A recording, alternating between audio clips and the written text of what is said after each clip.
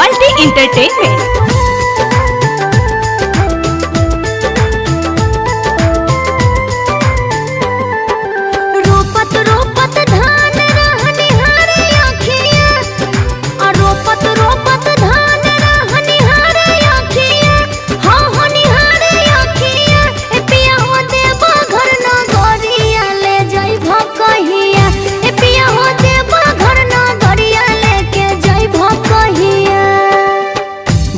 मजबूरी हमर कहिया कहिया बुझ मजबूरी हमर कहिया कहिया कहिया कहिया ए धनी हो जैबै देवघर धाना मारो पैतै जहिया ए धनी हो जैबै देवघर धाना मारो पैतै जहिया।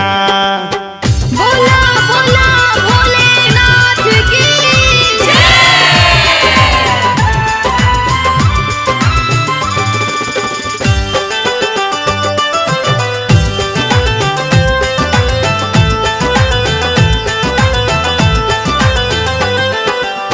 मन कर जाए तो देवघर पहिला सोमारे सावन में शोभे छै भोला के दुआरे। सावन में शोभे छै भोला के दुआरे। जिद नहीं कर धानी ऐसन मुश्किल में मंदिर में नहीं श्रद्धा हो पैछे दिल में। जय भोले तनई हर से बोले भैया ए जी जय भोले तनई हर से बोले भैया हाँ बोले भैया। ए धनी हो जैबै देवघर धाना मारो पैतै जहिया ए धनी हो जैबै देवघर धाना मारो पैतै जहिया।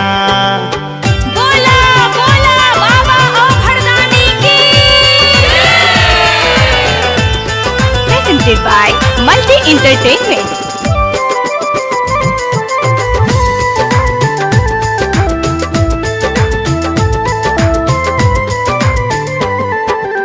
मुखिया के मोगी जाय छै भया मनवा सच कहै छियौ हमरो तरसै छै मनवा।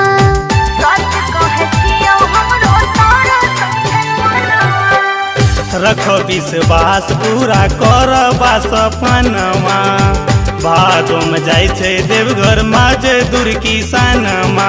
करले छै गाड़ी रिजर्व चार पहिया करले छै गाड़ी रिजर्व चार पहिया रिजर्व चार पहिया। ए धनी हो जैबै देवघर धाना मारो पैतै जहिया ए धनी हो जैबै देवघर धाना मारो पैतै जहिया।